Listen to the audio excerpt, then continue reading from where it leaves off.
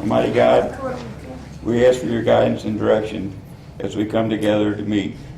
Grant us the strength to manage the challenges ahead and the wisdom to identify these as opportunities as we strive to serve the citizens of Crescent Springs. As we make decisions on behalf of them, grant us the gift of an open mind, the willingness to learn, the humility to accept the ideas of others. Please help us recognize diversity as a blessing and unity as our strength. Amen. I pledge allegiance to the flag of the United States of America and to the republic for which it stands, one nation, under God, indivisible, with liberty and justice for all.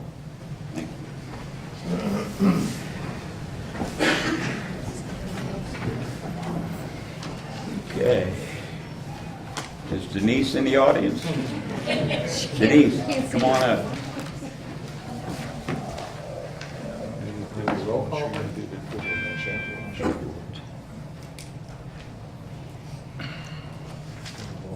Denise, we wanted to present a proclamation to you for your outstanding service to the city of Crescent Springs and the community. All those now present shall hear, whereas in June 1969, in the city of Crescent Springs, Gordon and Margie Gehring took a leap of faith and opened Crestville Drugs at the first strip mall at the corner of Buttermilk Pike and Anderson Road. In 1981, the store expanded its size by 50% due to community support, and in June of the same year, Gordon Gehring passed away, and his daughter Denise Schickling, being a part-time pharmacist, made the choice to manage the family business. Whereas Denise Schickling and Crestville Drugs made it a priority to give back to the residents and community by supporting the schools, churches, parks, golf outings, Veterans Memorial, 5K runs, and city events. Whereas Denise Schickling has come to know her customers by name and become not only their pharmacist, but a friend as well by treating them as she would want to be treated. Therefore, I, Lou Hartfield, Mayor of the City of Crescent Springs, on behalf of City Council and the citizens of Crescent Springs, wish to congratulate Denise Schickling on her retirement, thank her for her many years of service to this community, and officially proclaim the 15th of August 2017 as Denise Schickling Day in the City of Crescent Springs.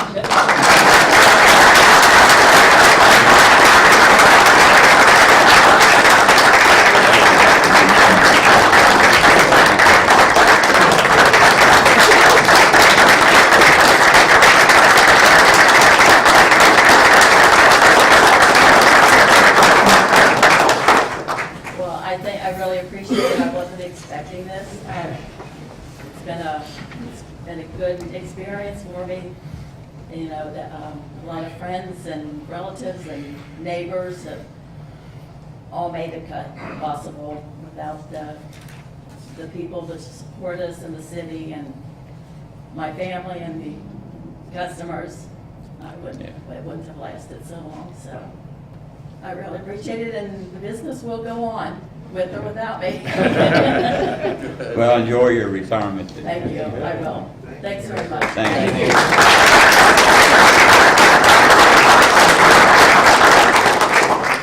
you. Okay, roll call. Mike Daugherty. Here. Bob Mueller. Here. Carter Dickerson. Here. Tom Bergamini. Here. Matt Zeck. Here. Christy Arlinghouse. Here. Next item is approval of the minutes, July 10th, 2017, public hearing. I'll make a motion to approve the minutes of the July 10th, 2017 public meeting. Chris made the motion to approve. Second. Mike second. Roll call. Bob Mueller. Yes. Carter Dickerson. Yes. Tom Bergamini. Yes. Matt Zeck. Yes. Christy Arlinghouse. Yes. Mike Daugherty. Yes. Okay. The July 10th council meeting, approval of minutes. I move to approve. Mike's made the motion to approve. I'll second. Christie second. Roll call. Carter Dickerson, Yes. Tom Bergamini, Matt Zek, Yes. Christie Arlinghouse, Yes. Mike Doherty, Yes. Bob Bueller. Yes. Okay, next item, PDS, Indy Vikovich. Did I mangle that, Andy? That's quite all right. Thank you, Mr. Mayor. For record, my name is Andy Vidakovich, and I'm current planning manager with PDS. So there are 3 issues before you this evening. The first 2 are somewhat related, but I'll go through each one individually and answer questions as we go through if you have any. So the first amendment was a text amendment that was submitted by the city regarding some changes to the text of the MLU2 zone, which, as you know, is the area up around where the new auto zone is going in, the Sherwin-Williams going in, and also the Taco Bell, the proposed Taco Bell, which we're going to be talking about. So there were two requests. Basically, the first request was to remove drive-throughs from the list of conditional uses and make them permitted uses. And then the second request was to add outdoor dining as a permitted use. So I'll just real quickly jump to the Planning Commission's recommendation. The Kent County Planning Commission actually made no recommendation on moving the drive-throughs from a conditional use to a permitted use. They took a motion to approve it. That motion tied. They didn't make another recommendation, so it comes to you with no recommendation. Regarding the second text amendment, adding the outdoor dining, the Planning Commission did recommend favorable. I'm sorry, my text is a little bit small, but they did recommend favorable with several conditions. Basically, the condition was that within the MLU2 zone, or excuse me, within the MLU zone, outdoor dining is currently a conditional use. And along with that, there are several conditions regarding where it can locate, how large it can be, when and how it can operate, and restricting the amplification of sound. And so basically their Planning Commission's recommendation was those restrictions you've got in the MLU zone, keep those same restrictions within the MLU2 zone. So it can't exceed a certain amount of square footage, it can't be operated later than 11:30, it can't be operated later than 2:30 on the weekends, and unamplified music is permitted, but shall be cut off again at a certain point in time. So that was one of the conditions. And the other condition that they had was, it was really just cleaning up a cross-reference. So outdoor dining be permitted, but then in another section it talks about activities, business activities that are allowed to be outside. And that section really should be updated to appropriately reference outdoor dining in connection with sit-down restaurants, in order so there's no conflict, I guess, within the language itself. So that was the recommendation from the Planning Commission. I'll be happy to answer any questions for you regarding that. And I do believe you have on your agenda for later this evening, first reading on an ordinance. So, Andy, can you go back a couple of spots? sure. Say one. No, not that one, that's fine. Down. One. Up. One more, all right. Oh, Well, oh, sorry. Okay, got it. Right here. All right, and then, okay, go to the next one, I'm sorry. Next one. Which one do we see? Review that again.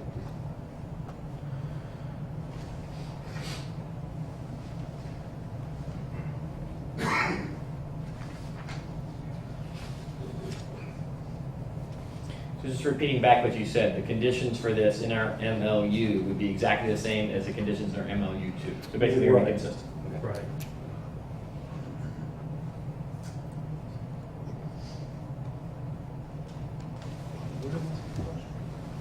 Right.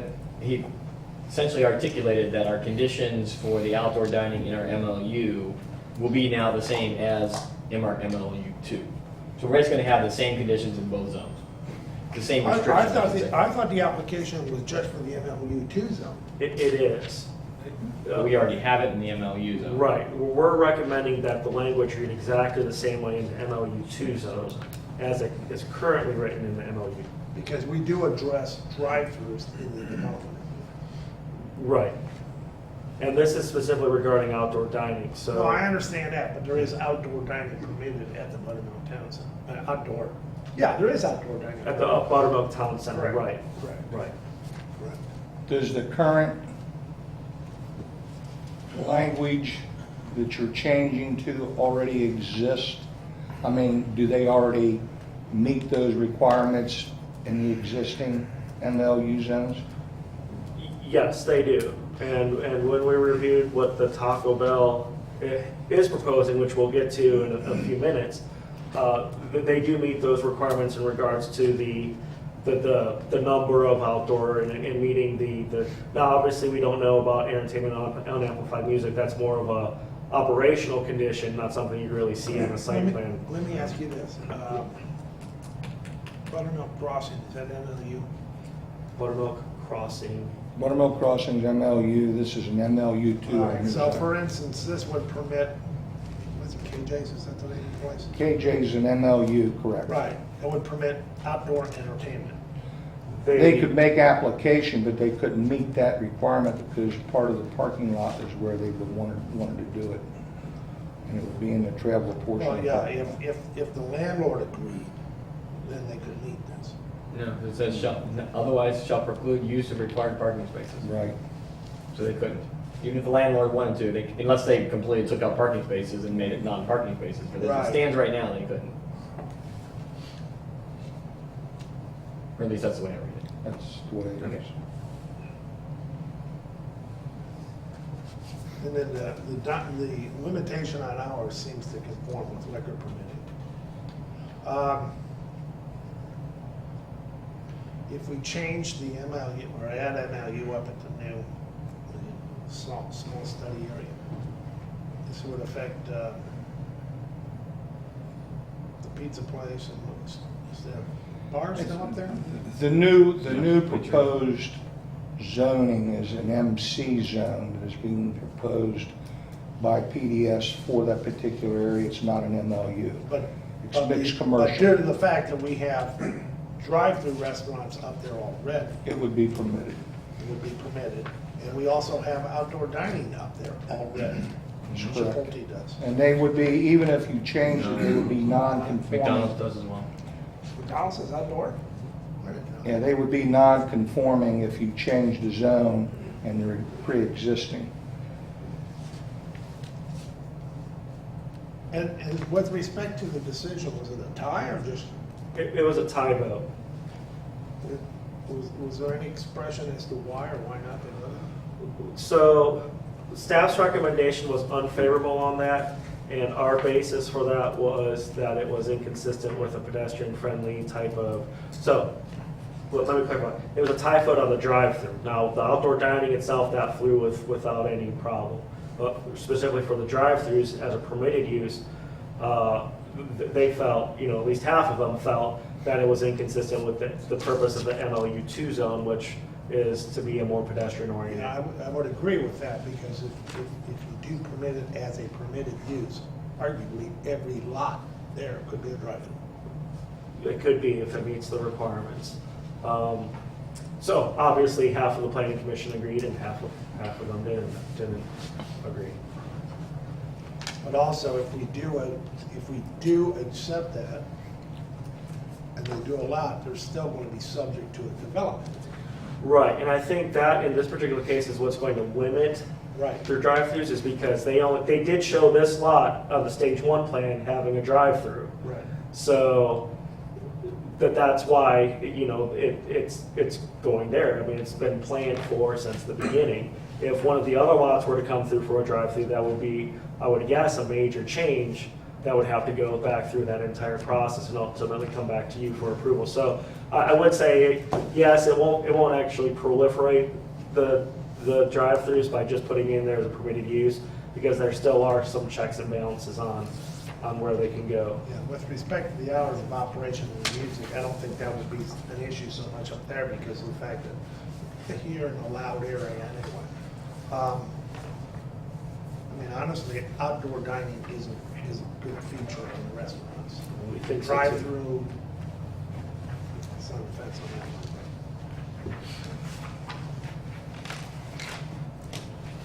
In reference to the drive-through, the reasons behind the drive-through wanting to add it as permitted use, as Taco Bell came to us in reference to the drive-through. And PDS had called me in reference to the drive-through because they needed a Board of Adjustment meeting. I had called Tom, and per our discussion, we were going to add the drive-through as a permitted use for the simple fact that all the restaurants in the different areas where Burger King is and all the fast food restaurants have drive-throughs. And there was no use sending them back through a Board of Adjustment, costing them additional money with your typical fast food restaurants that you already have that. If you had a smaller lot, like you have AutoZone, you have 4 lots here, and one of them was on the original stage 1, I believe you said. Right. You know, calling for the drive-through. In a mixed land use or a mixed commercial use, when you have drive-through restaurant, or you have a fast food restaurant, no matter who you put in there, typically they're going to have a drive-through window. And that's why I thought that our conversation, that we allow that drive-through window because it comes typically with a fast food restaurant. Outdoor dining is a new type of thing. We had, KJ's wanted it, it was in the travel portion of the roadway. There was a safety issue, and that's why we didn't have them. Bleachers have a outdoor dining issue up there in their LH zone, and that's behind the building. It's not in the travel portion of the driveway. I thought, you know, that in this particular situation with the mixed land use, that both of them should be permitted uses, and that's why I made the application. And it is restricted to restaurants. Restaurants. Right. Because I can tell you there are drive-through convenience stores. Or, you know, yeah, drive-through convenience stores. Right. A lot of them don't have. You know, if Walgreens, let's say CVS wanted to go up there, and they have a drive-through prescription window, it's the same thing as Buttermilk Town Center that has Remke's with a drive-through window. Right, right. But in that case, and It's- I remember the whole issue with respect to Remke's, it was limited to pharmaceuticals. Exactly. Whereas, as I mentioned, I have seen convenience stores that have a drive-through where you can buy whatever's in the convenience store at the drive-through. Right. So if we are going to use it, we would want to limit it certainly to restaurants. The conditions, I think, are reasonable. The other thing I think we probably ought to add to it is that because of the development agreement, and we would have to apply this in all of it, is that we have some degree of control over it. Because you don't want too many drive-throughs in a way, because that's really, first of all, it's a walkability issue. But secondly, depending on who the business is, you know, we were all concerned about Chick-fil-A coming up here, there'd be stacking. Sure. If you have multiple drive-throughs in a row, which we do have right now on Hazelwood, we've got stacking issues. One of the other issues I think that is important to keep in mind in this, that if you have a fast food restaurant, you know, okay, you allow them, you know, for the drive-through restaurant, but that must be a condition that they have sit-down dining as well.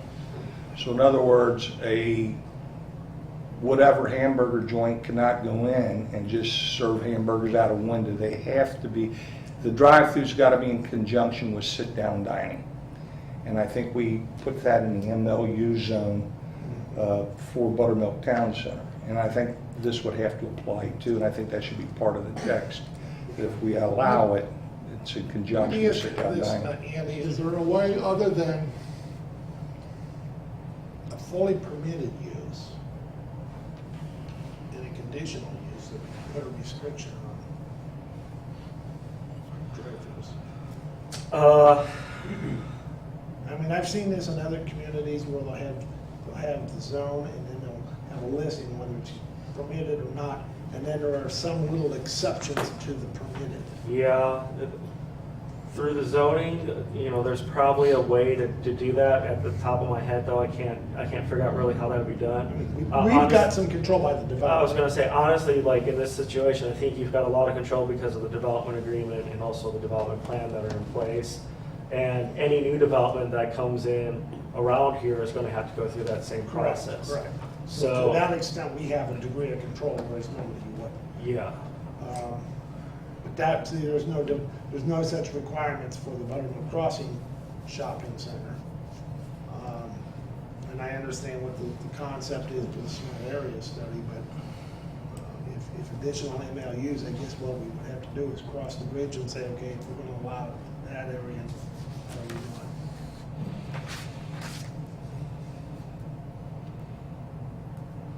Okay. Any other questions? Let me ask you another question. Since there is no recommendation, we can do whatever the heck we want. right. I mean, you could approve it or not approve it. Or we can approve it with conditions. Further Approve it with conditions. conditions, yeah, it would take a majority of the body to adopt that. I mean, obviously, you're all here, so. When was the hearing? August 6th? Yeah, I think it was, let me see here real quick, I got my, August 3rd. You could or you couldn't. And how many days do we have before we have to make a decision? There's no time frame on this. The only problem that I have with that is that I got people sitting there that's wanting to break ground on Taco Bell. I understand that, but Taco Bell's already got a drive-through. Yeah, but they don't have the outdoor dining. It's Oh, on, I'm not objecting to the outdoor dining, I'm more concerned about the drive-throughs. well, they got a drive-through too. Well, I understand that, I mean, they've got a drive-through, so we've already crossed that bridge. But with respect to the outdoor dining is not a problem. With respect to the drive-throughs, the question to Andy is,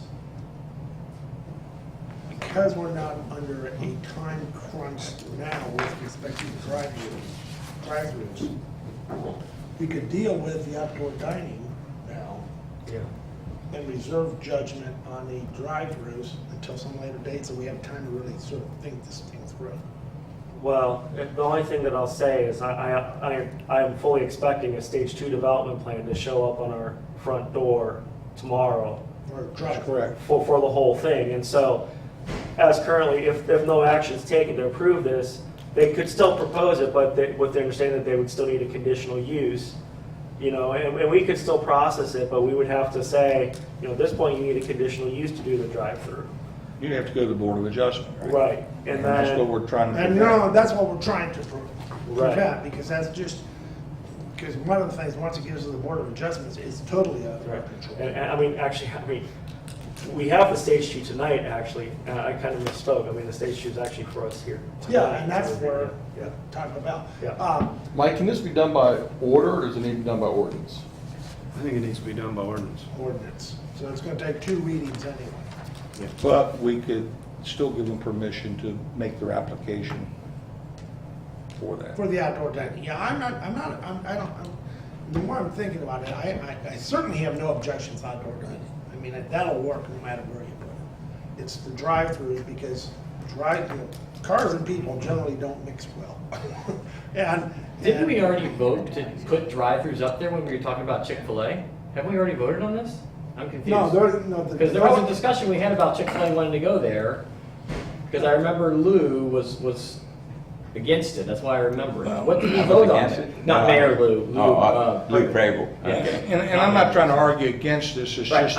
I'm only asking a question, I thought we'd already voted on this. Am I not The only accurate? problem that I have with it is that if I am Taco Bell and I'm going to build a building there, They and all already my are. Taco Bell's got They're already drive-through, up. Yeah, I want that. I'm with you. And I may not, That's what I'm trying to understand why we're salaries talking or about it. I thought we whatever. already voted on it. And when we brought this up, they could have went to the Board of Adjustments a month ago. I'm fully with you. But on my suggestion or the request, and I talked to Tom, Right. we said we'll put it through as a text amendment to the MLU. And that's what we've done. And now we're wanting to hold them off on it again. That's my only concern. I'm on the same page as you. I'm not sure why we're still talking about it. I think we should I thought we already voted on it. Move forward and roll on. Yeah. Let's not obstruct. Yeah, I agree. I don't know why we wouldn't have a window when it's a fast food Yeah, restaurant. Right. I agree. I think if I'm not mistaken, that's what I was looking for, is I was looking for the development agreement with respect to, what's it called, Crescent Springs Commons or whatever. It does provide drive-throughs, but there's restrictions on it. That's why we were able to address it. So I don't think that's the issue. I think the issue for Taco Bell right now is the outdoor dining, right? No, it's both. Both together. It's both. They want to make their application, they want to start Wait a turning minute, around. if I'm not mistaken, do you have a copy of the development agreement? Not with me. I could look it up, but. Yeah, if you could, because I'd like to, we did address it. We did address. We drive-throughs. put for Starbucks, when we talked about this, we allowed for a drive-through window for them or Chick-fil-A in conjunction with Sit sit-down down, dining. that's what I think it. That's exactly what And it if you was. could pull that up, and I know there's a specific language about drive-throughs. In the development agreement, right? In Not the the development design, agreement. not the design. Okay. Just want to make sure I pull up the right document. And this would be, just worry about the current one, not putting no time signs. Yeah. If nothing's changed since Hemlock. If nothing's changed Chris, told me to pay. since we said okay to a drive-through, Nothing's Right, changed. nothing's changed. then why would we change direction? That's my question. Why are we talking about this? I'm just trying to see, I refresh my recollection as to what is expected drive-throughs. So you probably know your way through this a little bit better or more exactly than just kind of.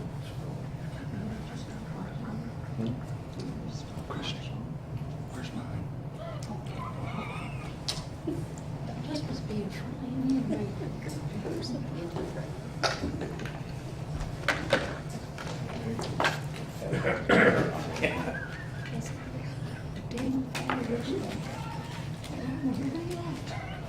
Are you making an observation about all of council here, Chris? Is it me? I'm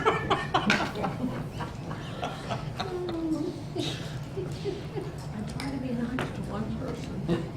Take all my minutes. I didn't think that. You said pass them out. No, I don't want to take her mints. I don't Send the mints back that way.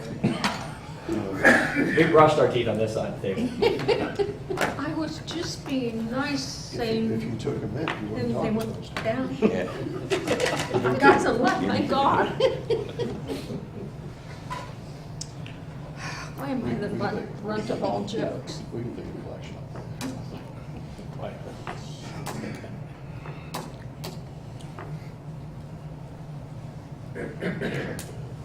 Here we go.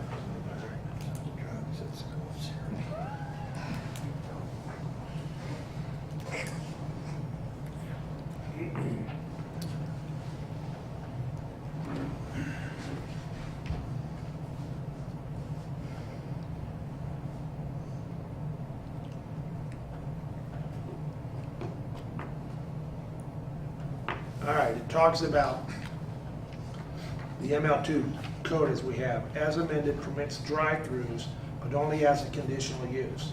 To provide an interpretation to this term that may not be fully defined in the zoning code, the parties agree that that term shall be interpreted to mean drive-through facility is a facility which by design, that is a window, counter, microphone, and speaker, allows a customer of that facility to receive goods and services while remaining in their automobile at the facility, and the consumption and use of the product is intended to be elsewhere on the premises. The developer agrees that drive-through facilities includes only by way of example restaurants like Starbucks, Arby's, Wendy's, So we do address it. Does that mean I'm not supposed to eat my french fries until I actually leave the property? Correct. Correct. I've been doing that wrong. Especially, that's the Matt Zeck exemption there. Well- But no, I think we've already addressed drive-through, we just haven't addressed it. I just, my recommendation is that we make it as, like I applied for, is a permitted use instead of a conditional use, because it comes standard with all fast food I restaurants. agree. That's- Let's go. All right. Yes, moving on. I'm going to jump ahead and Mike bring up ordinance 2017-8. I have a motion. That's the first reading That's text the first amendment? reading. Okay.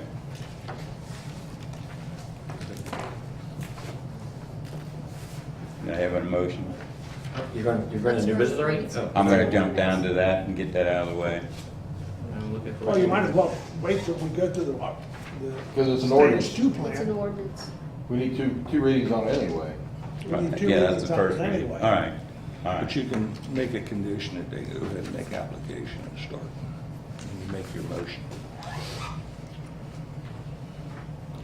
Okay, moving forward then with the. Move it Yeah. forward. Okay, Stage thank you. security, yeah. I'll get to mine. So, as you know, this is a stage 2 development plan for Taco Bell. The site is, obviously things have changed here. This area was taken, Ireland Avenue still existed, and obviously looks a lot different, but it's basically a 3-acre site on the corner of Ireland and Anderson Road, where Emily Drive and Sarah Lane go through the new Crescent Springs Commons.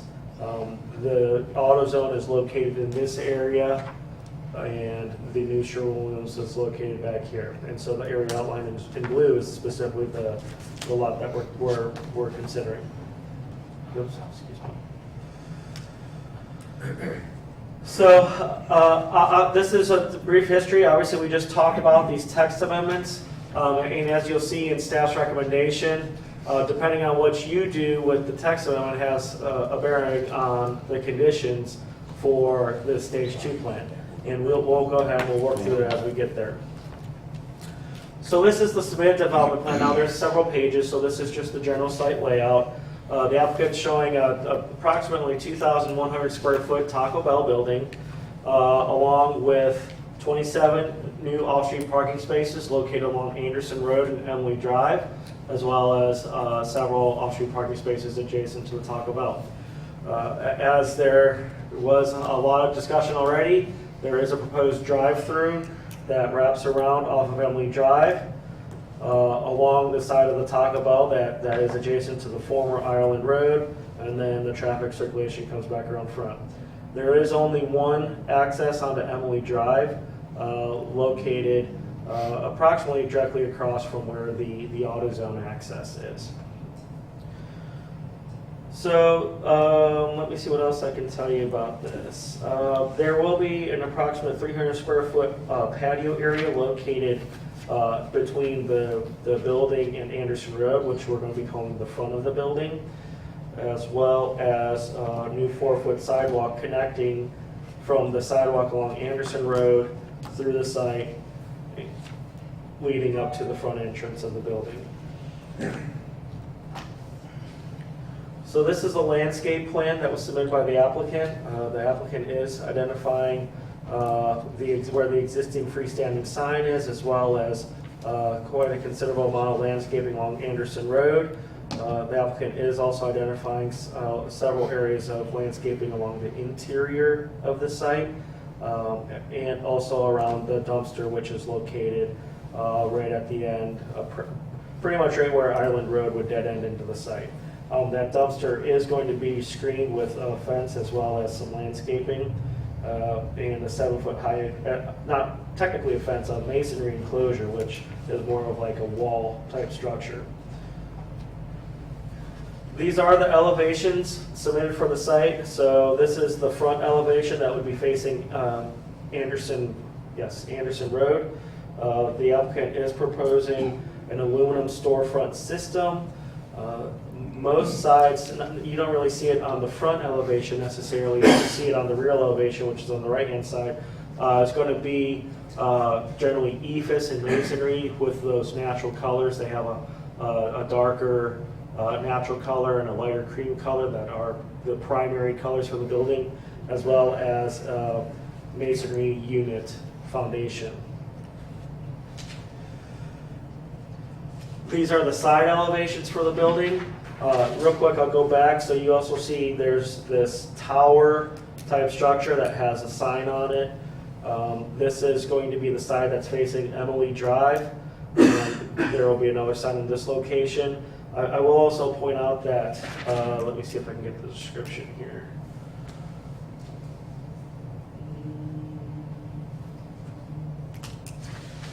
I want to describe this, it's like, these are slats. I think they're like metal pre-finished slats above the storefront window that will be painted. And it'll actually look quite interesting. At night, these slats, from what I understand, will be backlit with a splash of color. That's the new sort of prototype that the new Taco Bells are taking on. There's a sign facing Emily Drive. This is the drive-through side, so you can see again some of the primary materials and colors, as well as another sign located on that tower structure. At the front of the building, you see the location of the off-street, or excuse me, the outdoor dining area. Again, there's a provision for about 300 square foot area out that way.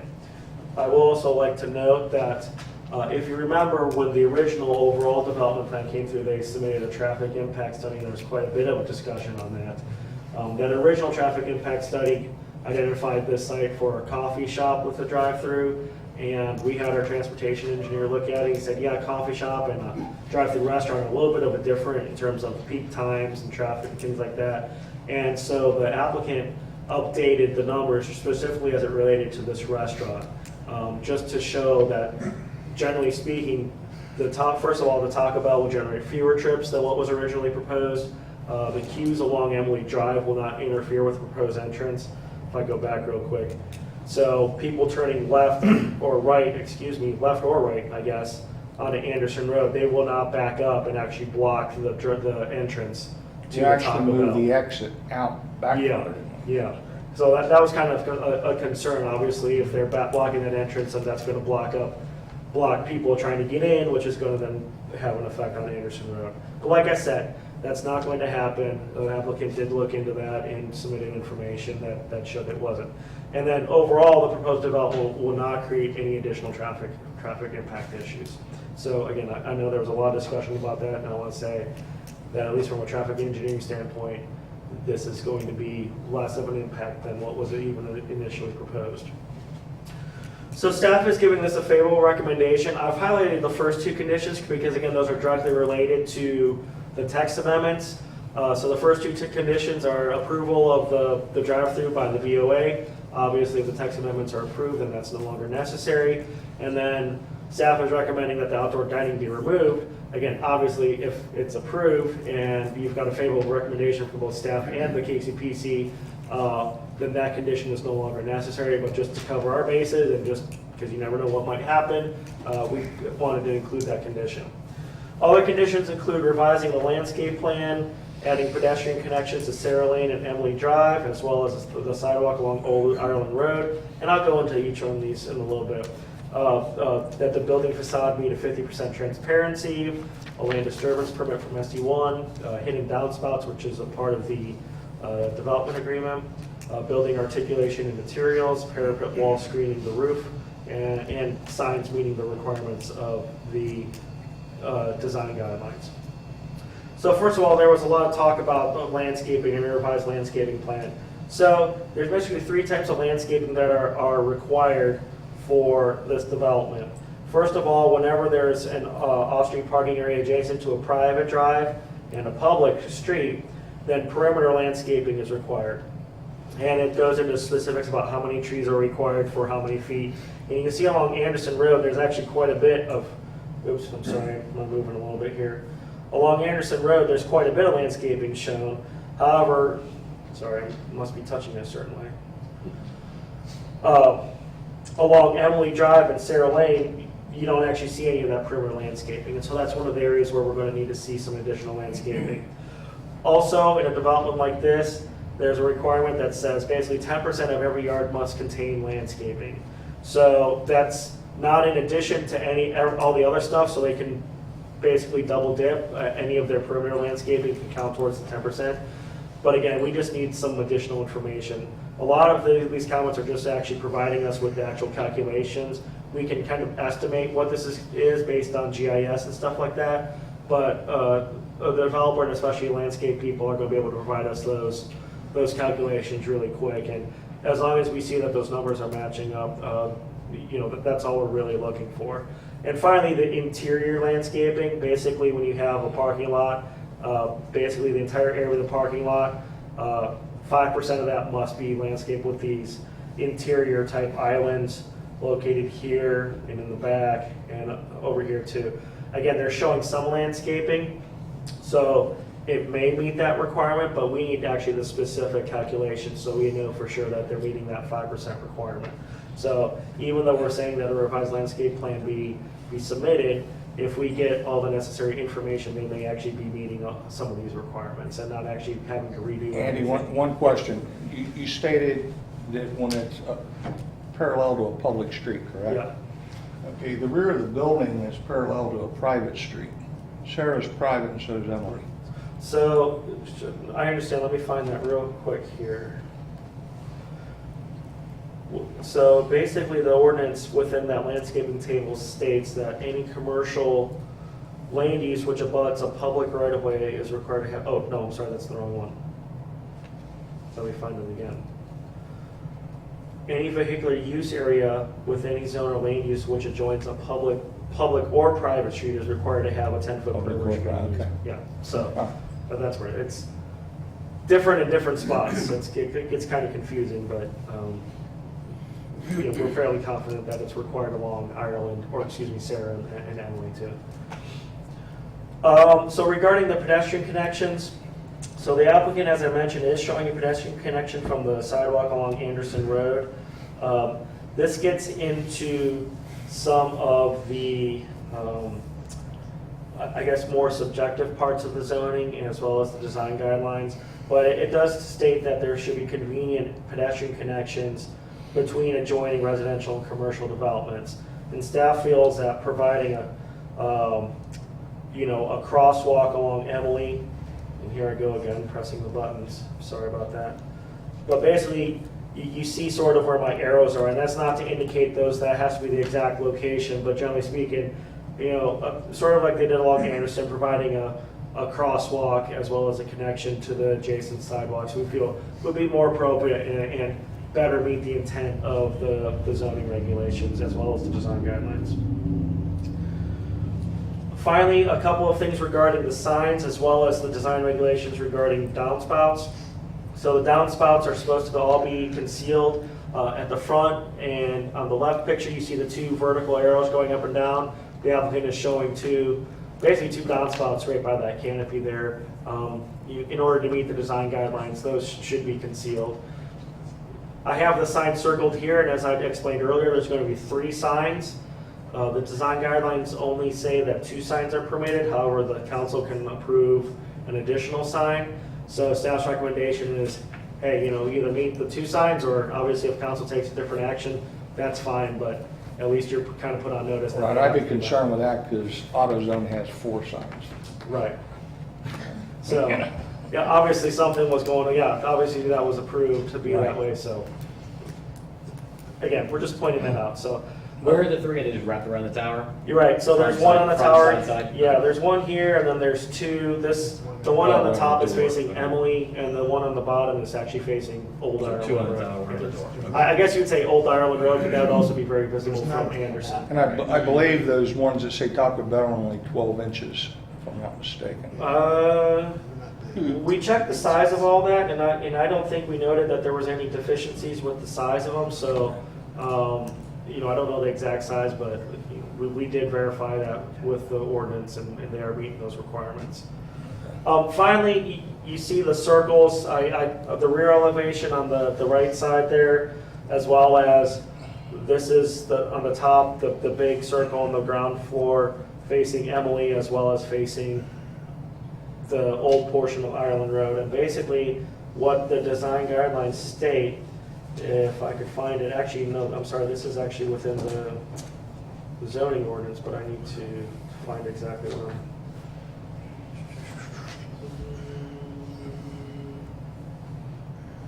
Okay, I'm sorry, here we go. Ground level transparency must be provided along the street facing facades between 3 and 5 feet above grade. Corner lots are required to have 50% transparency on the primary and secondary elevations.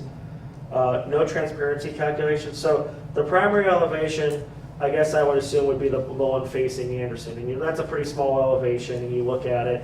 that's over 50% transparency on the ground floor. I mean, we don't have the exact measurements, but you can just kind of tell that that's probably about 75%. But you look at the elevation facing, on the top facing Emily Drive, I would consider that probably the secondary facade. And again, it says that it has to be 50% transparency. Now, when the AutoZone was approved, it was approved with the kind of the faux windows on it, so not real transparency, but it still gave it that look. But anyway, our point is, just that doesn't meet the requirement. There are ways to meet that without actually providing real windows into the facility. So that anyway is one of the conditions. And I think finally, we typically get a materials board and color board that the city usually signs off on. Did we get? I don't think we actually got that as part of the application. I believe in my conversation, we talked about the lower portion being split block, Okay. that type of nature. Okay. To But- use the same type But of we haven't building. gotten. No, we have not got it, but they have not submitted their drawings yet either. So that would be a condition that staff is recommending. Again, they may be meeting with what they got, but in order for us to actually be sure and dot our i's and cross our t's, we'd want to see that just to make sure and have a sign off. Any other question, the roof over the patio, what is that? Is that metal? So they call it standing seam canopies. So I don't know exactly what color it is. I don't know. It's kind of hard to tell here. The applicant may be able to elaborate a little bit more on what that actually will be. Because you can't see it from the front. Yeah, it just looks like the straight area. I'll try to show you without flipping through. This looks like the standing seam canopy, so. Oh, that could be, that could be the canopy. Okay. Right, you're kind of All right. seeing it, it's a I see. two-dimensional representation of a three-dimensional thing. Right. It's kind of hard to see what the color is on, on the computer and stuff, but I think the applicant will be able to address that.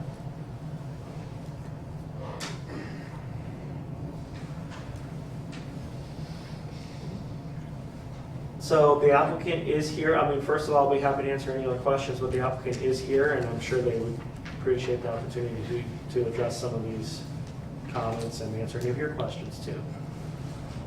Any other questions for me? Would the applicants like to say something?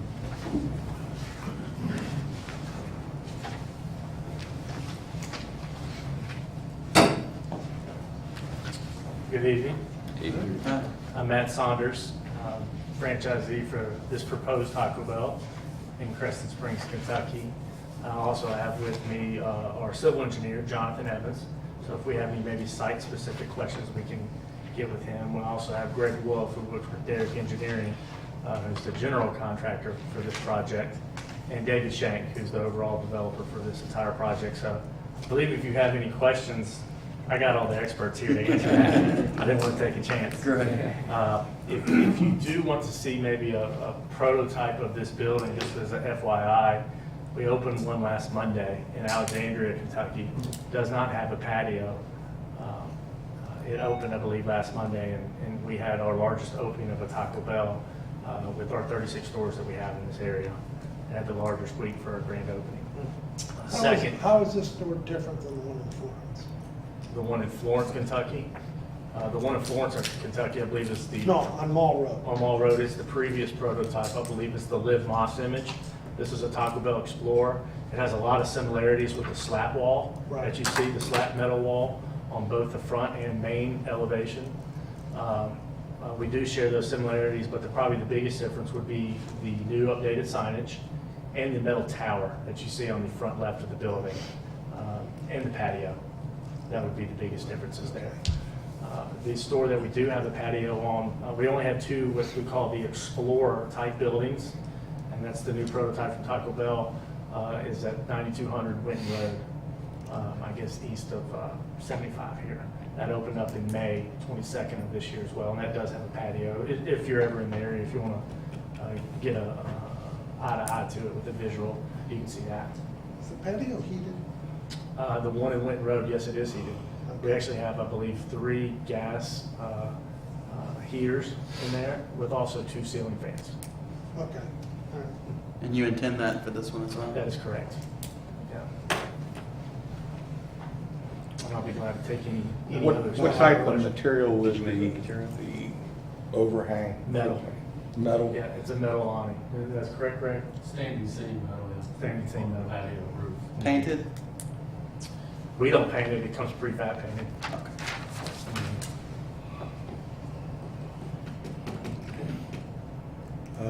Do you see any problem with the pedestrian access?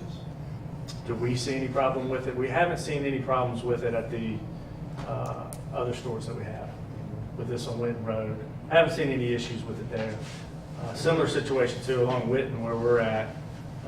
There is quite a bit of traffic as well. As long as we bring the correct access to the appropriate sidewalks, which we intend to do here, we don't see any issues with it. Yeah, because there's a sidewalk along and I'll say the south side. Sidewalks everywhere, it seems like. Well, no, on this one, there's a sidewalk on the south side. Yeah. But all access from the pedestrian areas to the store across the travel lane. The drive-through area. We'll also put up pedestrian signs as well. Watch out for incoming traffic or watch out for drive-through traffic. That hasn't been a problem with It other has not. stores? Not today. Matt, I know you and I have had this discussion. I know when you wanted to break ground. When are you planning on breaking ground? If this is Tomorrow. approved? Our goal, it takes about 90 days for us to build Taco Bell ground up, although the site's in pretty good condition here. Perfect world, we would love to take advantage of the holiday, one being the Christmas holiday, with everything that center offers for the Christmas holidays, post-Thanksgiving and before Christmas. Perfect world, we would love to be able to do that. In order to do that, that would put us about a Labor Day start in order to take advantage of those sales. So day after Labor Day, just to be upfront and honest with all you guys, would be Tuesday, the day after Labor Day. That would probably be an ideal scenario for us, if that answers your question. Anybody else have any questions for Matt? Thank you. What do we have to do to make that date work? We have to make a decision on this drive-through and have the Alton effect sign it or have the second reading on it. But however, You can do that at the caucus though, right? We have a special you meeting. can have a before the special caucus. meeting at the caucus. He could actually go ahead and make application, but he just can't receive his permits. So we'd have to have the special meeting this month, and then once that approved, we can forward it over to Andy, and then he can get his permits and he can break ground. And not to say that it couldn't be done, it just, as you guys know, it presents challenges if you don't open up prior to the start of 2018, asphalt plants, for example, when they're closing. So we try to time it. The latest I believe we poured asphalt around here was early December. We had a Taco Bell in Independence, Kentucky, that Greg could speak on, that we probably poured the first week of December. It can be done after that, but ideally for cost and for presentation of the parking lot as well, you want to get done soon. Okay. All right, thank you, Matt. Thank you. Okay, next item is Fire Authority report, Mike. Thank you. One Oh, more. I'm sorry, okay. Stage. Didn't know we had enough. So as long as there's no other questions with Taco Bell, I'll be happy to move on then. So this is, again, a recent issue that the council has seen. In fact, I think it was only within the last couple months that the original PECO was approved.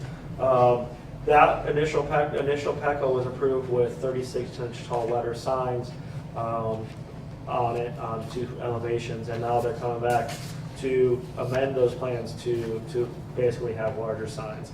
And so this fortunately isn't involving an entire site. We're only looking at some signs, so the review itself should be fairly straightforward. So this is the site. Obviously, now if you go up there, you're going to see almost a whole building up there. So things are moving along pretty fast. But this is next to the PNC Bank. It's an outlot in the Buttermilk Town Center. As I mentioned also, in March 2017, that the Stage 2 development plan was originally approved. There were several conditions. I only am mentioning the ones regarding signs. One, that the ground-mounted sign shall be provided that meets the design requirements. So that was provided, and actually the applicant is not proposing any changes to that. So just so you know, even though we're looking at signs, nothing's changing with that ground-mounted sign. And finally, the second condition, the one that we're specifically looking at, is that the lettering of the facade signs not exceed 36 inches, and you all allowed the Petco logo to be slightly larger and proportional to that lettering. So this is what was initially proposed. Again, you got the Petco along with the logo along the front. I'll see if I can't do this without flipping forward. So this is the front facing Clock Tower Way. Again, 36 inches in height along with the Petco logo. And then this is the side, kind of the north elevation. If I go back, it's the side almost facing PNC Bank. So it'll be visible from Clock Tower Way. And then here is the approved freestanding monument sign. And again, I just want to reiterate, that's already been approved and the applicant is not proposing changes to that. They're only proposing changes to the facade signs. So this is what was approved on the original stage one. This is what is being proposed now. So the sign location is going to be relatively the same. I guess the one facing Clock Tower Way is going to be moved down to this accent band, but relatively speaking, it's still in the same location. Again, the letters will be 54 inches in height. Looks like the logo itself will be about 54 inches in height as well. The applicant is also proposing on this elevation these four, I guess, service signs is what I'm going to call them. They are located down here to the left of the main entrance. These were originally proposed on the initial stage 2 development plan, and they were told that those were not allowed. But now they're of course bringing those back to be a part of this, and I'll explain why staff feels they're not allowed. It goes to the development agreement. And this is that side elevation. The sign itself is going to be a little bit smaller. This is about 48 inches in height. Again, same thing with the logo. The logo might be a little bit taller proportionally wise, but it's about 56 inches if I read that correctly. And finally, again, nothing's changing here, but I'm just going to show you that the applicant still intends to take up one of the tenant spaces on the clock tower. So that was already something that was proposed on the initial stage 2, and nothing's changing with that in this application. And so staff is giving this an unfavorable recommendation. And again, this is based upon the design guidelines, as well as some language within the zoning ordinance itself. So first of all, we had those four words that kind of explain the services that were going to take place. And the design guidelines specifically say that signs shall be limited to the wording necessary to identify the name and or logo of the business. And so based on the design guidelines, staff interprets that to be just the Petco along with the logo. Those service signs really are not permitted if you look at in staff's opinion, if you look at the design guidelines. And regarding the 36 inches in height, staff's basis for that is that basically in any other zone that allows for those wall signs, any other business is allowed to have a 36-inch letter height. And so allowing these to be a little bit larger is basically inconsistent with what other businesses within the city of Crescent Springs are allowed to have. That's the end of my presentation. I'll be happy to answer any questions. The signs on Remke's, though, are Exactly. much larger than 36 inches, correct? Right, and that was approved through the development agreement. And the reason being, if I'm not mistaken, I think Depot. They also have, All the anchors. They are the main building. These are the outlaws. the other thing is on Remke's, you have deli, pharmacy, bakery, Right. all those things, which On is the outside, on the outside. keep again, that's the main building. These are the outlaws. The development agreement was very We specific. were very, very specific as to what the outlots were and what the main building is. And there was a reason for that, and this is the reason. They're trying to do something, two things. One, they're trying to do something that's not in the development agreement, and and Andy just pointed this out. This violates our zoning code. I had asked Mike last time, and one of the issues we've got here is the development agreement was approved by ordinance. What they're trying to do is to modify that ordinance. So Mike, can we have a reading that will allow them to do that if we choose to go ahead with the signs? Because personally, I'm not opposed to them at all, and I'd like to see that go forward, so. You have to modify the ordinance, that's.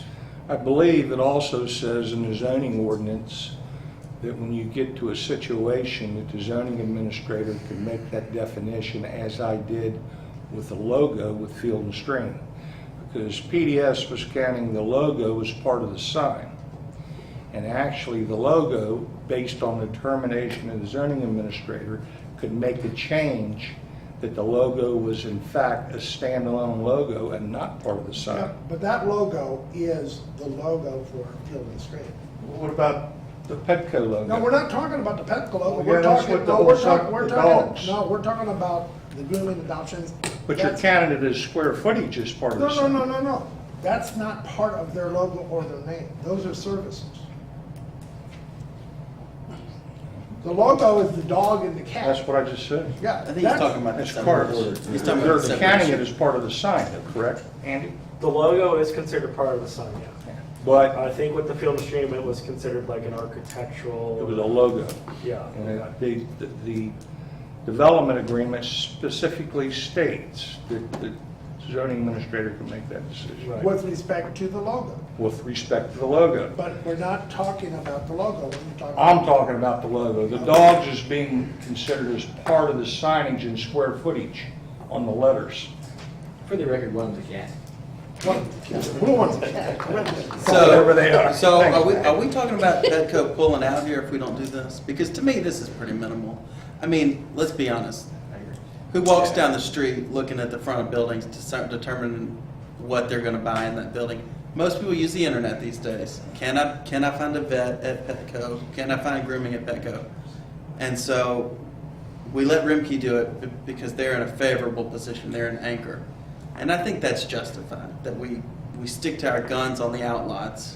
And Well, PNC has never complained about the I size of think their Ramco sign. Gershmanson, who owns the shopping center basically, should have a say into what they want in there. I would Doesn't listen to FedEx them. have on their wall, on their windows, some of the services they have? On windows.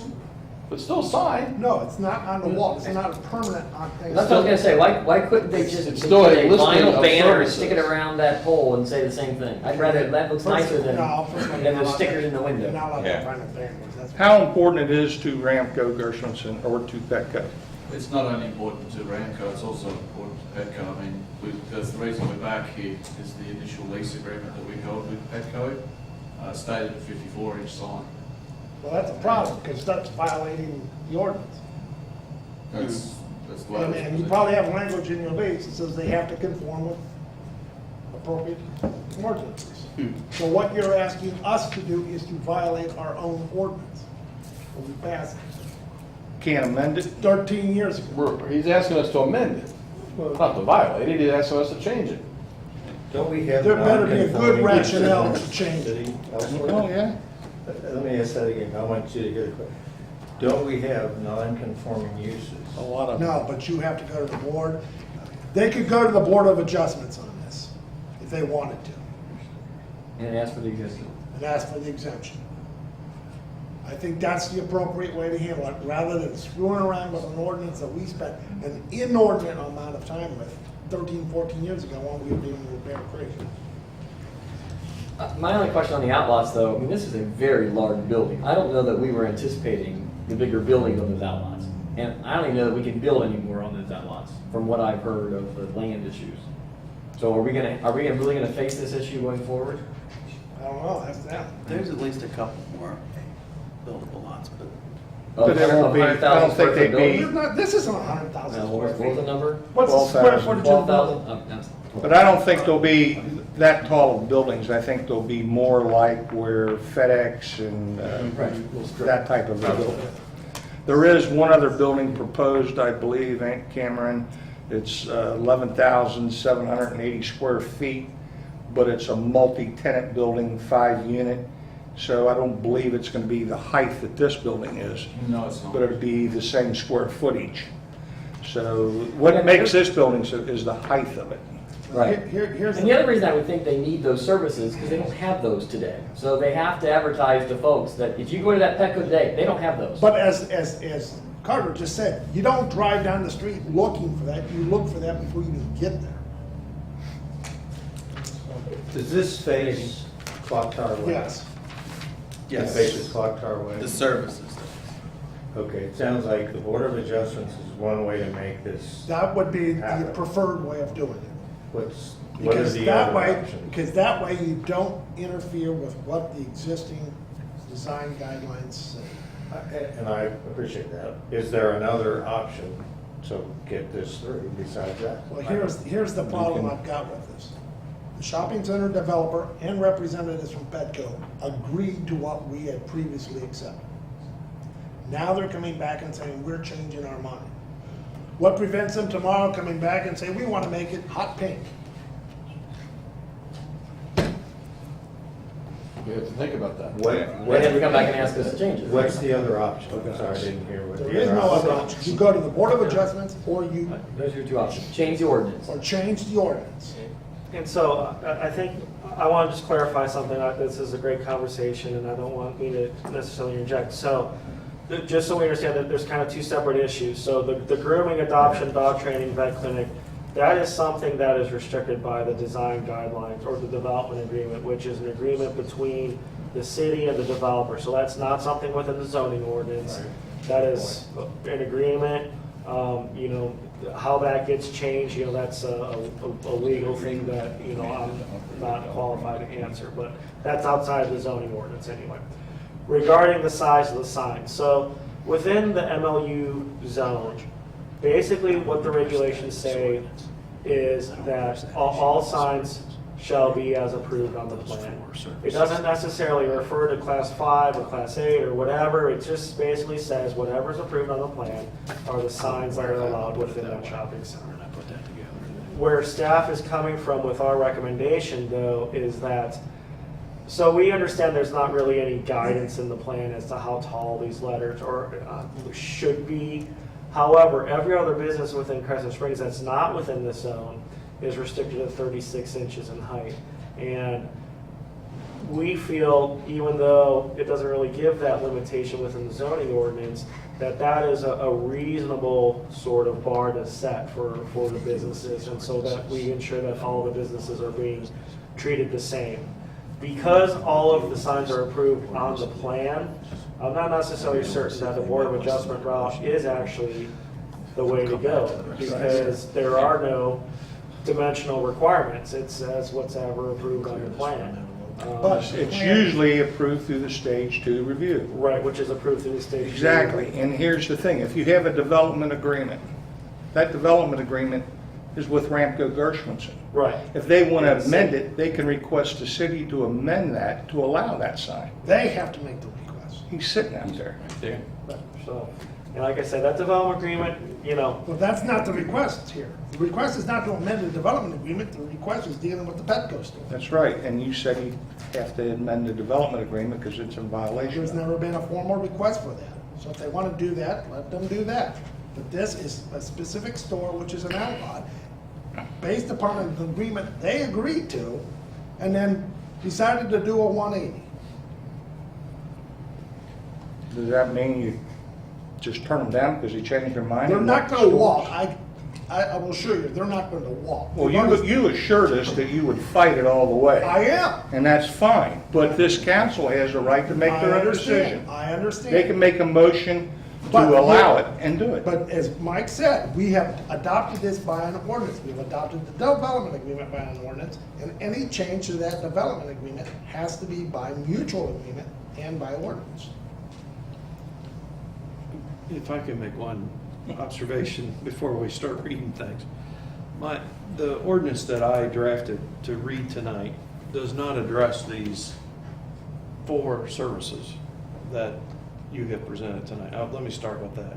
Not that you can't amend it and we add language, but that I have not addressed that in my, or I did not realize that was one of the issues, and I just want to apologize for that. the signage, as I'll read, is drafted to allow it, but, I mean, that's certainly up to council to decide. So. Well, if the developer wants to request an agreement to change the agreement that we made with the developer, is that something that you'd want to do? We'd certainly want to proceed along those lines. However, we are due to complete construction for the end of September. So we're about 6 weeks out, and we've lost 2 weeks already with weather. Let me So ask you we this, need to- why did you guys agree to one thing and all of a sudden change your mind? I guess it was brought up to us by Petco once the approval had been given. But your representative was there, a Petco representative was there. It was actually one of my associates I with know, Ramco that was he was a there. representative of your company and somebody from Petco, was the engineer from Petco was there. And they both agreed to it, Carter was there. So you can attest to what they agreed to. Right, I'm not denying that they didn't agree to it. I guess They did. We all sat there and we explained why that concept wouldn't work. They all agreed, that is correct. That concept doesn't work. We will live with the 36-inch letters, and the issue then became, you can put them on all four sides if you want, because the question is, we want to say that this is Petco. That's fine. Once you find Petco, you go inside, you can advertise all this stuff on the inside of the door, in the atrium. That's fine. We just did not want that on the outside. right, and it's So like that was I the said, one I'm not issue. denying that But fact. the other issue, so they agreed to that. The other issue was, okay, we are agreeable to a 36-inch sign because originally there was no monument sign. Somebody overlooked the fact that they didn't read the development agreement, but they overlooked it. So they said, okay, we'll put the monument sign in there. And as we were talking, we were even willing to put numerous signs on the sides of the buildings as long as it's 36 inches. And we all walked away with that understanding. That was presented to council at the end of March with that understanding. It was approved by council with that understanding. And here you are 3 months later saying, we changed our mind. I guess we're entitled to change our mind, are we not? Well, so am I. Right, so from my You gotta perspective. convince me to change my mind. I don't see the necessity for it. You just have to convince council to change their mind. No, I mean, I'm not, obviously I was involved actually in March with this project. So when the initial meeting took place and the agreement was settled that 36 inches would be the height, I think everybody was of the opinion that would work. The request actually came through Petco. I don't into care what Ramco. Petco says. No, I'm explaining to you how we got to be sitting here tonight. So the Petco representatives have come back to us. Obviously, there's some modifications to the location of the signage as well. And that's how the amendment came up, and that's what we're seeking at the moment. Is this what they use on all their stores, It's 54? there's a standard, I guess there is a standard 36 and 54 inch lettering. It's one of the two typically. They use one of the two. Correct. So they use 36, so it's not out of the Let's read ordinary them for them. and let's make motions. Is 54 here based on the square footage of the building? It's or based, just it's based better on visibility? Based on visibility and location of where the store is as an outlaw. So the Well, the intent- problem they've got with that is they got the signage on the wrong side because you can't read the sign. We even suggested to them, because that building will stand up above the shopping center that's in front of it, that if you're concerned about people wanting to know what's there, put the sign on the Buttermilk Pike side. And we were even agreeable to that. There is no sign on the Buttermilk Pike side. The sign that you have is facing Anderson Road, and the Correct. other sign you have is facing Clock Tower Way. That's correct. So you can't see it from the interstate, and you can't see it from Buttermilk. So the lanes of traffic with the most traffic, you can't see whether it's a Petco store. Would you let them put a 54 on the back side and a 36 on the front? I think the other. as I might said- agree to that. Cameron, I just think there are people here that care. This is Petco, and we do Rip. care. I mean, it's a big investment. No, you've been arguing, and you sat there, Tom, all night, and you sat there and you said, we don't care about Petco. We do care about Petco. We do care about Petco, but When we cut a deal, we cut a deal. Let me ask you He this. is, he's, like he said, he's entitled to Let me change ask his you mind. this. If Bob said, if we put the 54-inch sign on the back facing Buttermilk and a 36 sign in the front, would that work? You want to go there? That would be something I'd present. Give them what they to want. I mean, they're putting a $7 million, $10 million building in our city and bringing the revenue in. The least we can do is help them build the building. I will also add that there are additional tenants that are seeking between the LA Fitness and the Field and Stream. So there are several other developments that we. Let me ask you this. Is Apple coming here? We're looking to. We heard that they are, so. Right, yeah, I can't really say anything at this stage. That's but- all you need to say. We're trying, and we want to see development come into the city. I do, I think most of this council does. And yes, yeah, it might not be conforming all the time, but we do care. I want you to realize that. If we didn't care, we wouldn't be sitting here. I'd also like to add, I mean, we as a developer care as well. We're certainly not looking to make waves, but if we've got tenants that are willing to invest in our site, your city, I think there needs to be a reasonable level of consideration for that. Exactly. Ask Andy if he wants any more to say. Andy, do you have anything to add? No, nothing else unless you got anything for me. We don't want to be part of this anymore. No. Yeah, Thanks, Andy. Uh-huh. Yes. I'm going to move ahead to the reading of the ordinances, get those out of the way. On these two.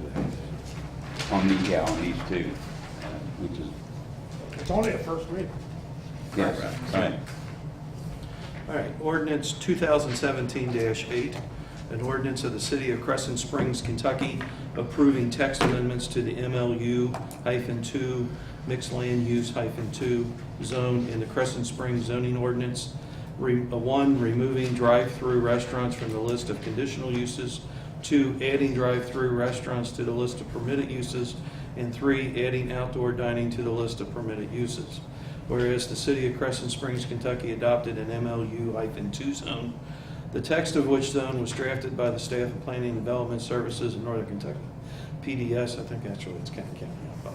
And whereas the City Council and Mayor authorized the City Administrator in Municipal Order 2017-11 to file a zoning text amendment application on behalf of the city to amend the text of MLU-2 zone to allow outside dining and a drive-through for restaurants.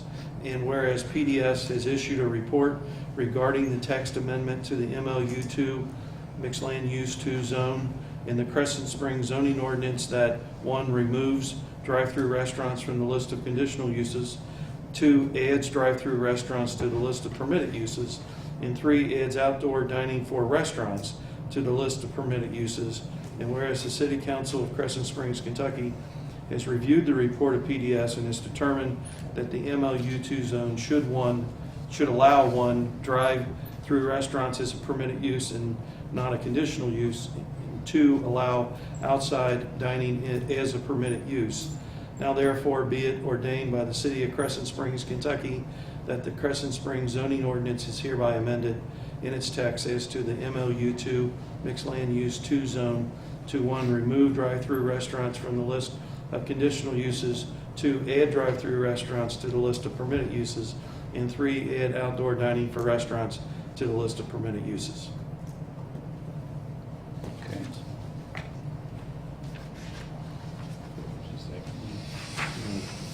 From this first, or is it agree about that? It's your pleasure. You tell me. Okay. All right. Fire Authority report, Mike? I'm sorry, I misunderstood. Oh, Do you want to see if this one is moved first before I read the second which one? one is it? The one on the Taco Bell. Yeah, you gotta have a motion. You need a motion and a second. To, what do you- Approve the On the stage Taco 2 Bell. review. so moved. Mike's made a motion, Second. Bob second. All right, do we do it backwards? Yeah. I'm confused. What are we? Yeah. What are we motioning? Making a motion Make a on motion. Taco, the stage 2 review to approve the stage 2. Is that an ordinance or municipal order, or what are we doing? It's an ordinance. It's an ordinance. So in other words, that should have been done before you read what you read. Yes. Okay, Oh, okay. all right. That being said, Okay, roll call. Wait That's a it. minute, it's first reading. Yeah, it's There's first no reading. reason. It's for free, that's why I was surprised we needed a motion. But Okay. You wanted a motion, I was gonna help. Don't you have to have a motion to approve the stage 2 review? And then you have your reading, and then you'll have your second reading and it'll pass. But someone's got to approve it. It's got to be approved. So they can't do it until we actually pass the ordinance. Uh-huh. I thought you No, approved it no, first. you could, I guess your issue is have them apply. That's fine, but if we have a second reading before the end of August, I don't think this is gonna be a problem for them. Okay.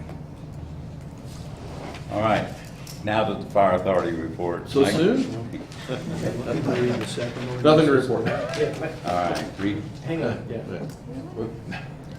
back off on that. So We're Mike, going what are somewhere. you gonna read right now? Ordinance 2017-10. That's what I thought. That's the stage 2 development plan. The one you read before, which is the one I think you were making the motion on, that you already read, had nothing to do with stage 2 development plan. That was. What I'm saying, outdoor they need to seating make a and motion drive-through. on stage 2s, is what they need to make a motion on. Right? I don't disagree with you, but I don't know that anybody made a motion to read 2017-8. That's where I thought you were asking for a Yeah, motion. that's what I thought you were. Nobody made a motion to read 2017-8. So if you need that officially for the record, I will make a motion to read ordinance 2017-8, which was the first reading text amendment for the outdoor seating and drive-through that Mike just read. So I'll make a motion to have read All that. right, And I will have seconded that. All right, Mike Mike made a seconded that. motion, Mike And we're going to do a seconded. roll call. Why don't you ask all in favor of that, say aye, and then we can all do that, and rather than do roll call. All right, all in favor? Aye. Opposed? All right. Now, does it make any difference, the fact that he read it first, or can you just reverse it? Yeah. We'll play the tape backwards. You might say something different. Now I'll make a motion to read ordinance 2017-10, the first reading of the amending stage 2 development plan for 575 Clock Tower Road. I'll second that. Matt's made a motion on 2017-10, Mike second. Roll call. Matt Zek. Yes. Christie Arlinghouse. Yes. Mike Doherty. Yes. Bob Mueller. Yes. Carter Dickerson. Yes. Tom Vergamini. No. Passes 5-1. You want to read it now? Yeah, all I was making a motion was for him to read it. Read it. Yeah. Okay. It wasn't about passing, it was just, I understand. okay. Ordinance number 2017-10, an ordinance of the City of Crescent Springs, Kentucky approving an amended Stage 2 development plan for 575 Clock Tower Way, an approximate 2.09 acre area located on the southwest side of Clock Tower Way, approximately 500 feet east of Anderson Road and 400 feet east of Buttermilk Pike in Crescent Springs, Kentucky, amending ordinance 2017-1. Whereas Ramco Gershenson Properties Trust has filed an application for review and approval of an amended Stage 2 development plan which provides for a single-story, 12,500 square foot retail structure with associated parking anticipated to be a Petco retail store. And whereas PDS has reviewed the application and recommended approval subject to certain conditions, which conditions were listed on Exhibit A of Ordinance 2017-1, approved by the City Council of Crescent Springs, Kentucky. And whereas Ramco Gershenson Properties Trust has filed an amended application for review and approval of minor changes to the Stage 2 development plan for 575 Clock Tower Way as described in Ordinance 2017-1, including amending said development to allow wall signs that are to be 56 inches and 48 inches for the specified outlot rather than the 36-inch signs previously allowed for said outlot. And whereas the City Council of Crescent Springs, Kentucky has determined that the requested changes are minor to the Stage 2 development previously approved and that the proposed changes are in the best interest of the City of Crescent Springs and its residents. Now therefore be it ordained by the City of Crescent Springs, Kentucky as follows, that the Stage 2 development plan as amended with regards to the size of the lettering for signs submitted by Ramco Gershenson Properties Trust is hereby approved with the size of the letters to be 48 inches to 56 inches as submitted to PDS. The conditions as approved in Ordinance 2007-1 otherwise remain in full force and effect. Correct me if I'm wrong, did you say 48 to 56 inches? I did say that. And I think thought the request was 48 inches. I think the request was 54. That's 54. Okay. What about adding in the grooming adoption? Can we put that into that? Is this the right avenue? Is that the right avenue to go with that, Mike? Well, we have to have a second reading, so. Right, can we add that to this part of the first reading?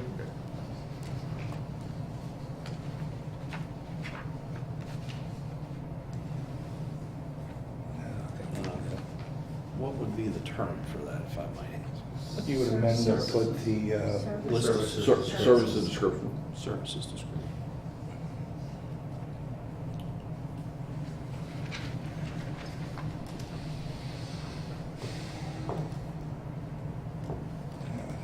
Okay. Okay, Mike, you have to begin. Already? Everything seems to be going well at the fire department. There's no apparatus that are down. Everything keeps running. We did get passed at the fiscal court. The unincorporated areas of Kenton County that we service will now have their fees on their tax bills, so that the department will start collecting from the unincorporated areas of the county that in the past we have not.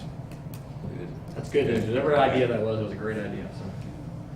Better minds than mine. But How I'll much do pass you it think on. it is annually ballpark? In the past, it's been $10,000 to $15,000. This year, it's probably, Tom, 6, 7, thereabouts. But it's service driven, right? Number of runs? Yes, it's based on property value and Based the on property value is very similar to what what portions of our taxes go from the city to the fire department is what's being charged to the. We're basically county. treating them the same as we do our Exactly, residents exactly. and businesses. But the volume of service takes up the revenue. You run 8 more runs, there's more revenue. No. No, No, this is based, Just flat. It's based Flat. solely Got it. on. based on their property value. based on their property value. Got it, thank you. That's all I got. Okay, thanks, Mike. Matt, finance report? From a finance perspective, again, we're only 1 month into our new fiscal year, so not a whole lot of activity. The only thing I would say of an outlier in the expense side and public works side, we had to repair a generator and 2 new heaters for the garage. All told, that was about a little over $8,000, so just some one-time things that come up. But other than that, it's kind of business as usual. Okay, thanks, Matt. Dewey, Public Works? The only thing I have is we've changed out the banners to the fall banners out on the street. I think you've probably seen them by now. We've got prices on street repairs, and we'll probably be doing them 1st of September. We have Rick picked out what we're going to do this year on the streets. Movie in the park went well. They had up there and said they had a very good crowd. We have cameras that are being installed up at the park and the Public Works garage. They're probably doing some finishing touches on those this week. And those are already up, aren't they, in the park? I've noticed them. Well, They're kind of on the they're pole still- by the soccer they're still field, kind of doing some looking back. wiring, They're still Okay. doing some finishing touches to them. Hopefully this week they'll have everything done. And they look like newer type of cameras. The old one was that kind of bubble that had a glass thing on it. These kind of look like more like They're traditional nice, cameras. they're nice Look cameras. nice, yeah, look great. And keeping up with the grass cutting trees back and right of ways, we're keeping up with that. There's a lot of that to do, so we'll have about another month of that. Other than that, we're in pretty good shape. Okay, thanks, Dewey. Rip, City Administrator report? One of the items is about a month and a half ago, we had a storm drain on Euclid Avenue that partially collapsed. We had some discussions with SD1 on whose responsibility it was. It went back and forth between us. We had to have it repaired. It was a hazard to the residents in that particular area. We had regular blacktopping and concrete work. Do the repair at a cost of $5,100. Sean Blake, the senior engineer with SD1, has agreed to pay 50% of that. So we have a contract here, or invoice agreement. It's an agreement for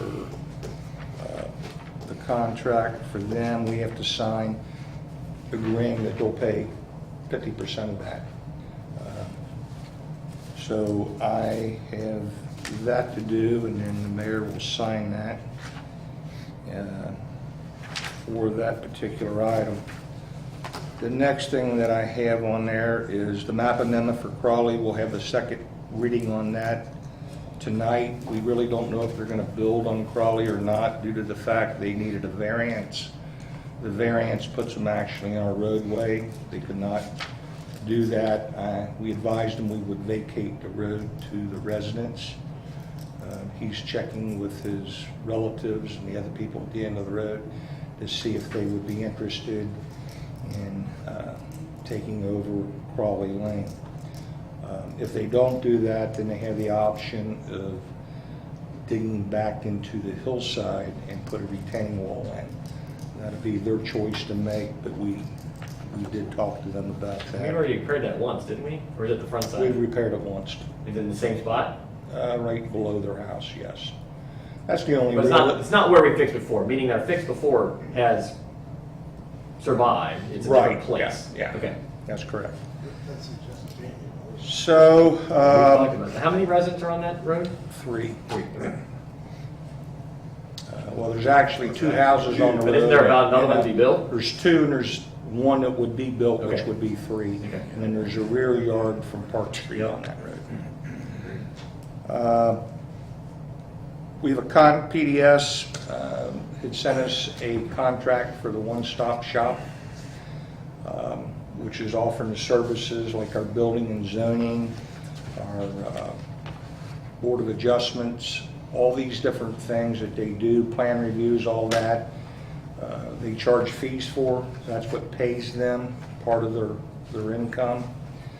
We do pay a little bit of money for code enforcement up until it gets to where they've been cited. We pay them for a few extra things. We pay them less probably than $5,000. So we have a new contract for the services that we had selected, which we selected the same thing that we've done for the last several years. And there's a resolution I believe Mike has later to read to allow the mayor to enter into a contractual agreement with PDS for those particular services.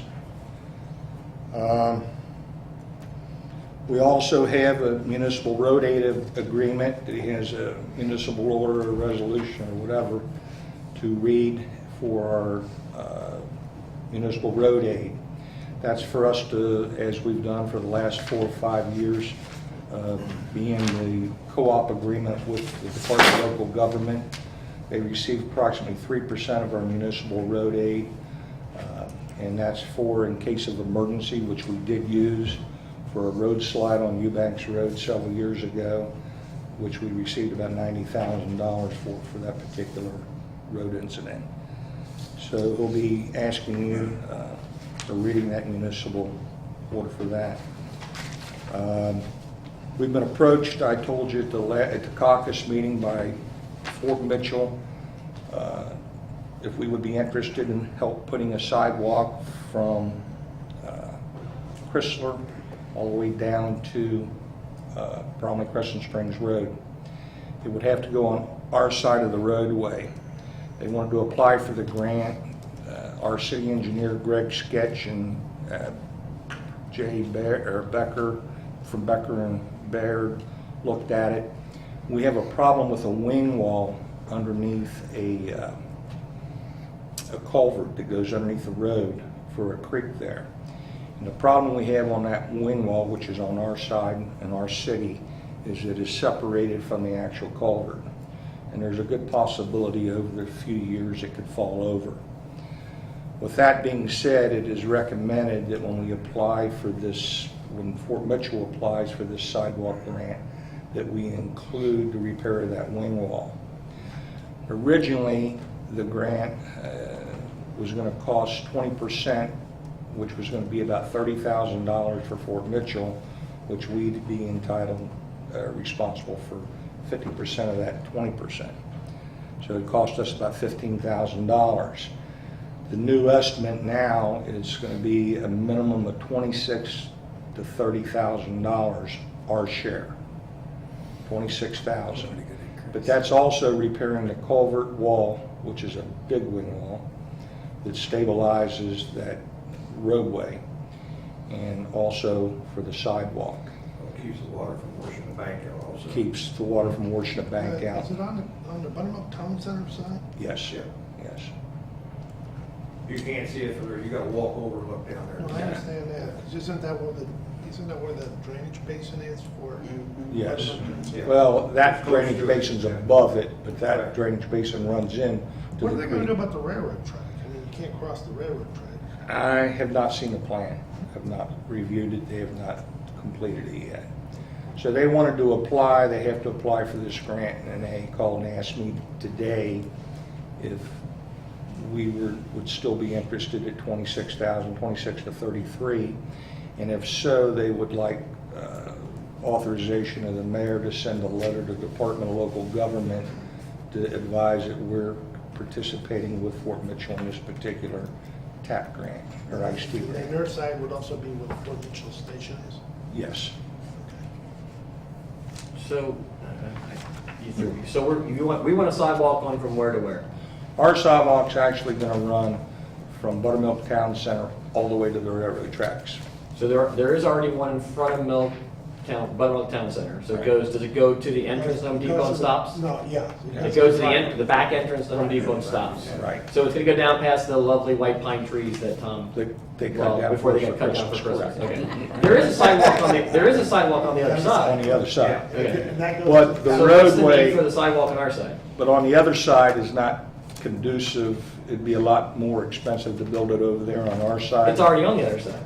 Not, To that community. Walk to a certain location. It's only It To goes, the it goes to the condos. entrance of those Condos. the condos. And then it doesn't go from the condos to the, Correct. basically the trailer.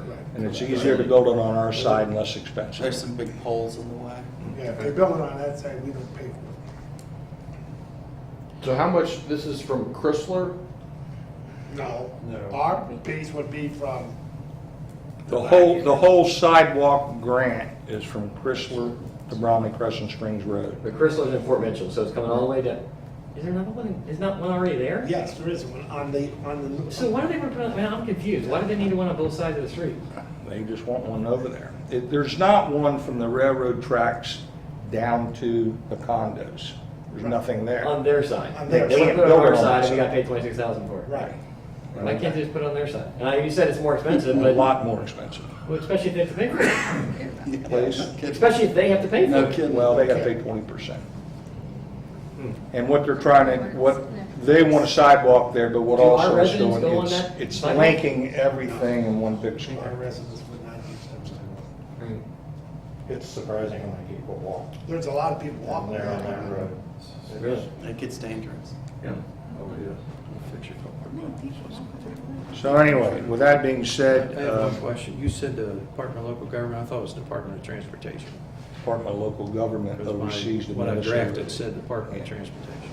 All right, so we'll have to fix that. The Department of Transportation for the grant for the sidewalk for his letter, but for the municipal road aid is Department of Local Government. Okay. So 80% of the, if I'm right, 80% of the sidewalk is gonna be in Fort Mitchell, in a round number. 20% of the sidewalk is going to be in Crescent Springs. And we've gotta pay 50% of 20% for very little, for very little of the sidewalk. And the culvert repair. And the culvert. The culvert repair is important, though.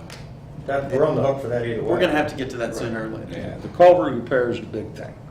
And you're gonna pay a lot less paying 26,000 for this grant than you would if you had to pay for that wing wall all by itself in that culvert. Would you agree, Carter? Yes. Anecdotally, we wanted to do that originally with the Buttermilk Town Center was being built. Fort Mitchell didn't want to do The sidewalk. it. Yeah. They didn't want it to go in. So do we have a cost, how much that culvert, fixing that wing wall? Which I don't even know what It'd wing be a wall lot is, more what than that would be? 26,000. I mean, but I know you're saying that. Do we have an estimate No, for that? I mean, are we could get talking, one is it from Greg Sketch. $27,000 or is it $400,000? No, I would say it's probably 50, 60,000. Then I don't understand how we can get it cheaper. How are we doing this cheaper by doing this Because we're only paying Sidewalk. The 26,000. grant will We cover. wouldn't be paying the full amount for the Grant wing is the wall. big chunk. So the local government is paying, the local government entity, whoever that is. Correct. That we pay taxes to, so we're paying for it anyway. Okay. Got it. We're sending letters out there. Grant's not- Great. Okay. Still tax dollars. I agree. Yep. All right. That's all I have. That's it. Thank you. Mayor's report, I don't have anything on that. Next one is old business. Bob, police services. I think the latest, communication among, council was to review the most recent and final proposal from Erlanger. I think it seemed that the feedback was that, while not unanimous, there was a majority that viewed the proposal unfavorably and felt that it was appropriate to then proceed with having the mayor give notice under Erlanger, under the current contract, to proceed with putting out an RFP, and we'll determine whether we'll do that on our own or in conjunction with the ad district. I think the recommendation I would make is the ad district, but then concurrently, I think the mayor and George have talked with an independent police chief to develop a model for reinstating the Crescent Springs Police Department, to see what that would cost, and in essence to do a make versus buy. In other words, compare reinstitution versus what comes out with an RFP. I sent some of that same summary around probably middle, late part of July. Really nothing has changed, so I would stop at that point. And wouldn't an individual also look at any bids that come in if we do issue an Do what now? RFP? The individual that's gonna oversee this, isn't he also going to review? We hadn't made a RFPs? decision on that. It depends how you do it. If you go with the ad district, then the group that was negotiating with Erlanger, which I believe is Bob, and we would recommend that Bob chair it, with Matt and the mayor and myself, would sit down with the ad district and review these. You have to have an actual bid opening in public, and you have those bids, and then you could take those bids and you could call the people in that are close to each other, and you could talk to them, ask them different questions and so forth. So the ad district's taking over what we thought Mike was going to do? No, that's for an RFP. Mike Okay. would still do the Model? model, Okay. correct. Who is Mike? Mike Ward. Mike Ward. He would put a model agency together and look at it and give us what the cost would be, in his opinion, to put our own agency back in service.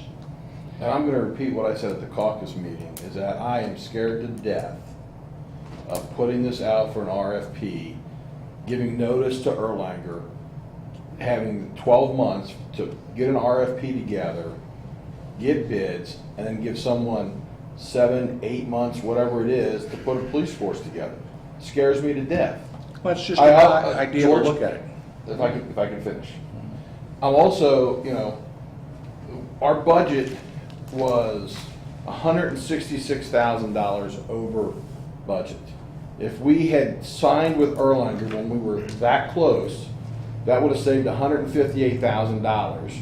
We would have taken out the $50,000 for engineering for a community center that someone wants.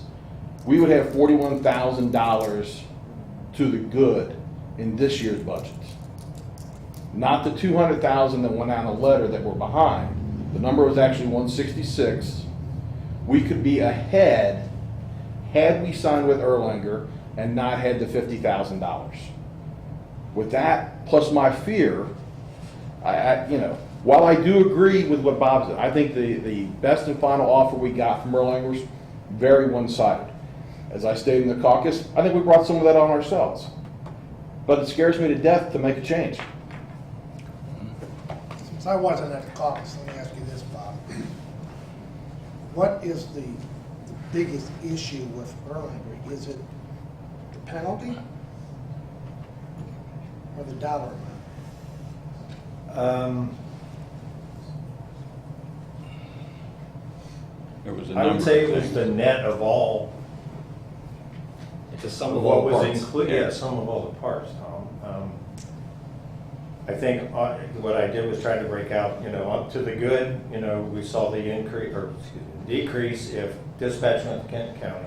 Which is going to happen. Fair point. Well, my only comment on that is what was given to us in the best and final was a savings of 108,000 if dispatch went to county. That's interesting because we pay 125,000 for dispatch today. So I'll just make that note and keep going. I understand what you're saying there. And the other to the good was, there was an automatic 2.5% annual increase That was taken. that was taken out. Okay. I think on the negative or the unfavorable side, which came in the final offer, while the annual cost for police service was at a set amount, $954 per year, they reintroduced an escalator clause tied to the Kentucky CPI, the Consumer Price Index, which we had taken out of an earlier agreement, which, again, provides them the option to exercise that should the CPI go up. Which, I mean, if I were them, I'd say that protects me against possibly losing the money from the increase that went out, the 2.5%. The termination penalty was $274 a day, $8,200 a month, or about $99,000 per year. That's for every day, times the number of days we would terminate early for the balance of the contract. And then just in terms of the actual contents of the agreement, the minimum patrol coverage section was removed. The appointment to the safety committee section was removed. But And you then- didn't, according to your notes, though, you don't know if that was by design or oversight. Correct. That was more my opinion. I mean, Tyson seemed okay with it, but it didn't show up in the final, so that's all I said. And then the last thing was, we called it performance expectation because it was really the response times for the emergency and non-emergency calls. We had ranges for each. That section was taken out. I didn't think it was fair to penalize anybody for CERS. That, if it goes up, is going to be a financial hurt, no matter who provides the service. So, but I would almost count on it based on the tea leaves. So, it's the net. Given what was presented to us before and what was presented to us now, it would be fair to say the reason for the cancellation penalty was our doing. I don't think we've created a feeling on Erlanger's part that we would sign a long-term agreement and honor it. So And that's a protection against. So if the idea is that you would sign a long-term agreement, the presumption is that would go away. First of all, it wouldn't kick in. And secondly, if you could get it removed, that would even be assurance to us, because they want assurance. And when you think about when you're dealing any kind of contract, the longer term you can deal, the more favorable rates you get. So- And I would, in fairness, I would say, Mark and I talked that when the final offer came through, Now, to say, in the spirit of the agreement, do we need that? And I- that's their final offer. We got one of two options. Either we don't respond or we respond. We could respond with a counteroffer. That we will take your price, you take out this, this, and this, and we'll take it. And I'll stand, please correct me if I'm wrong, but I didn't think that we had agreed to do that. We said we wanted Erlanger's But final we offer. can't agree. We have to, you get a consensus at the caucus meeting. Here is where we agree what we're gonna do. Fair point. I guess the direction I was operating on was, we wanted to get Erlanger's final offer, and we would make a decision on that. Given the timing we have, we're trying to help Erlanger with in terms of restaffing some of the vacancies that are around. But dollar-wise, it sounds like other than the termination penalty, nothing's really changed. Actually, it's been favorable because they took 2.5% and they put in The CPI has come in and I'll tell you 10 years from now what the difference was. Well, whether the 2.5% or the CPI, I can't tell you what that's going to be. 10 years from now, I can tell you which one's better. CPI. How do you know? Do you know what the future's going to be in 10 years? Because if so, I wouldn't get your stock tips. CPI could easily go up 4%. No, I Could go understand. up 5%. I understand. Could go up half a percent. And also, I'm only trying to say, your point was, it's more favorable. You can't answer, you No, can't say well, that, because you don't know what CPI is gonna be. but one of the problems with CPI is there's so many different parameters in CPI. You better, if you ever do agree to that, any kind of agreement, you decide you get the one that runs the lowest historically. I think it was the Kentucky CPI. Well, keep in mind, there's, as I said, you look at the Bureau of Labor Statistics to put this up, they must have 100 different varieties of CPI. But that said, I agree with Mike. Okay. Any other questions or statements? I would just remember the mayor said we have to own our decision. That's right. Okay. That's all you got, Bob? Yep. All right, thank you. New business. That comes there's later. Under new business, Charter of Freedom presentation card. Yeah, let me pass this info out to everybody. So, the Charters of Freedom is, Christie, he wants to do that later. That was what we were talking about. What? are we moving on Yes. for now? Okay. So the Charters of Freedom is a very interesting program that is available to communities, and I see it as a worthy addition to our park, and kind of want consensus and maybe some direction also from council here. What it is a permanent installment that displays permanent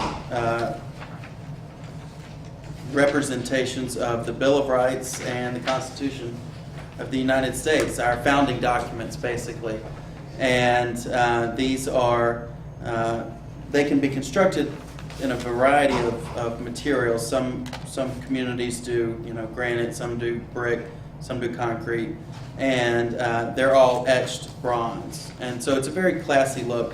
And it is, we have, as you all know, a pretty exemplary couple of memorials at our city park. And as we also know, via Triad, that community public amenity brings in new business, brings in new community, and it helps forward a city.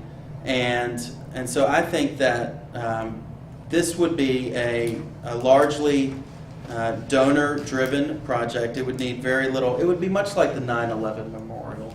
90% donor, a bit of input from the city, but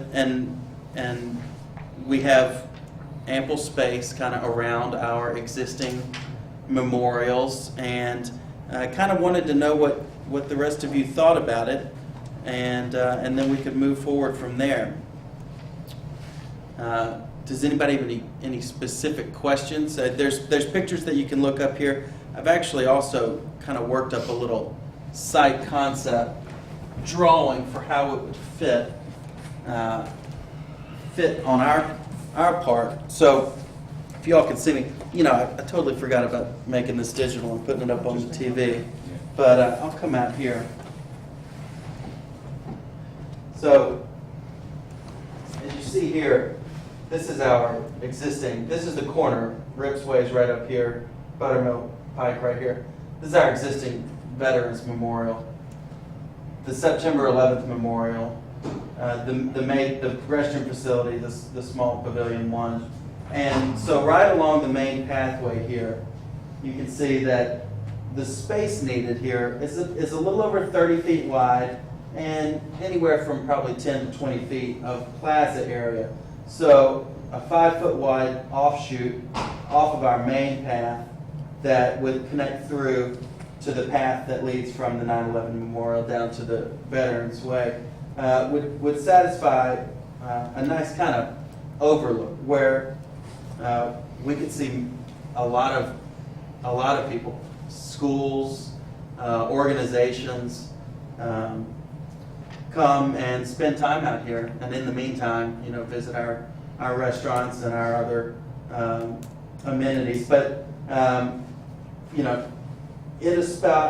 it's important not to block any of our current things. So by nestling it up here between the 9/11 Memorial and the pathway, we kind of line up all of our amenities. And so it's just a thought of how we could work this in. It really struck me as a real opportunity for us, and we know that we have the ability to do fundraising campaigns. We did it for 9/11, and so just wanted to kind of bring this up as an opportunity and see if we might want to move forward on something like that. What's the projected cost? Should I jump in there? Yeah, Lou, why don't you? The minimum cost would be $30,000 if we go with brick. If we go with granite, which would be about $75,000. So I prefer to go with the brick. I think so. When you say go with the brick, it'd be for these units. Is that the amount we need to fundraise? No, let me Please. actually grab this. Is that the amount we need to fundraise? Yeah. Fundraise it all. Okay. And we've got the 9/11 memorial paid off, that was all. Oh, yeah, yeah. So people I be see. open to. Right. Raise More $150,000 contributions. for that.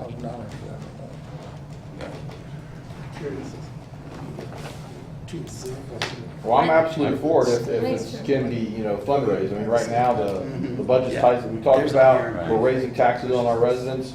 I got a hard time committing any tax dollars to it. Maybe in a year or two, that would change, but as long as we can fundraise it, I think it'd be a great idea. Yeah, that's the idea, to fundraise it. I might ask for a smaller amount from the city to participate. I already talked to the county.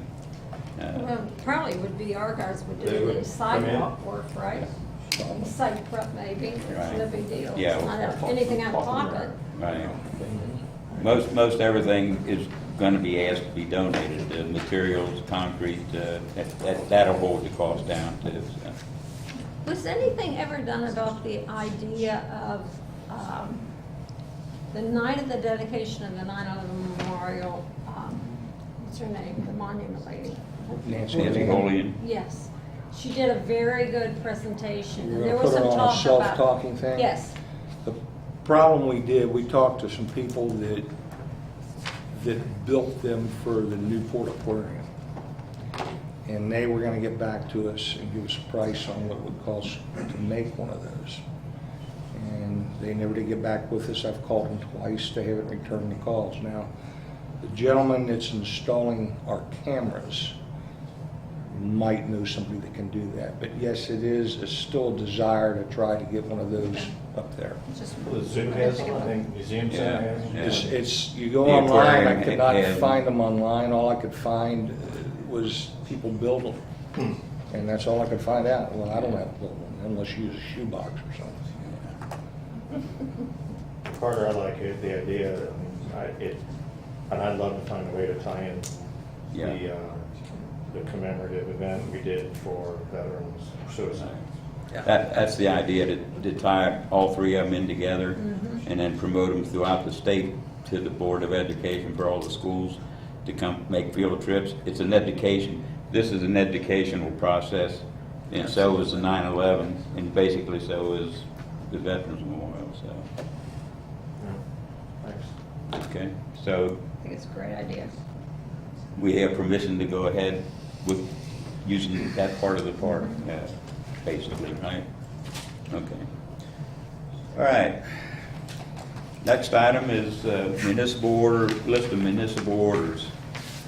The next one is municipal order 2017-12, authorizing the mayor to send termination notice to Erlanger for police services. Municipal Order 2017-12, the municipal order of the City of Crescent Springs, Kentucky, authorizing the mayor to send a termination notice under the terms of the contract with the City of Erlanger, Kentucky for police services. Whereas the City of Crescent Springs, Kentucky entered entered into a contract with the city of Erlanger, Kentucky for the provision of police services within the city boundaries of the city of Crescent Springs, Kentucky. And whereas the city of Crescent Springs, Kentucky believes it is in its best interest to explore other options for the provision of police services rather than to execute the contract proffered by the city of Erlanger, Kentucky.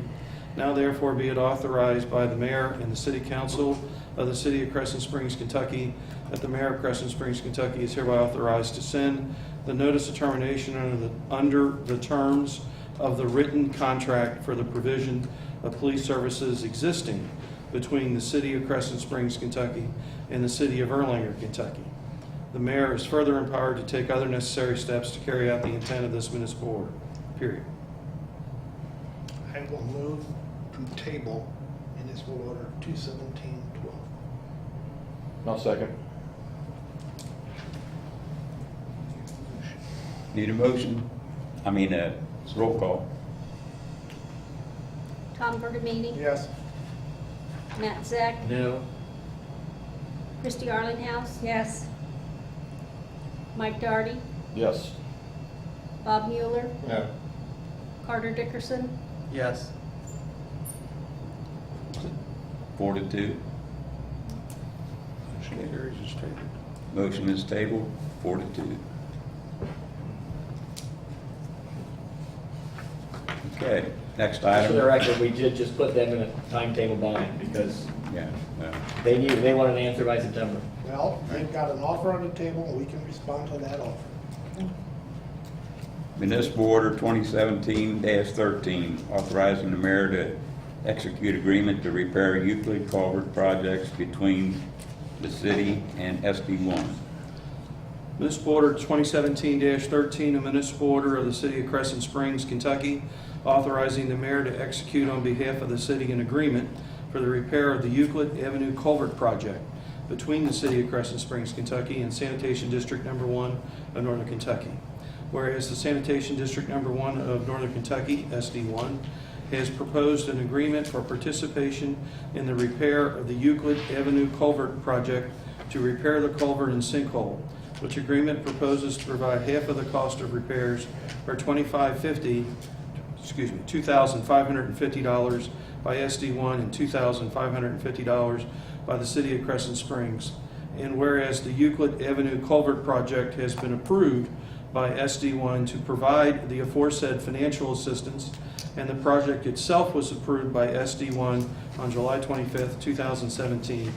And whereas the execution of the agreement and the making of the repairs is in the best interest of the city and the residents of the city herein. Now therefore be it authorized by the City Council of the City of Crescent Springs, Kentucky, that the mayor of Crescent Springs, Kentucky is hereby authorized on behalf of the city to execute the agreement between the City of Crescent Springs, Kentucky and Sanitation District Number 1 of Northern Kentucky to effectuate the repairs to the Euclid Avenue Culvert Project.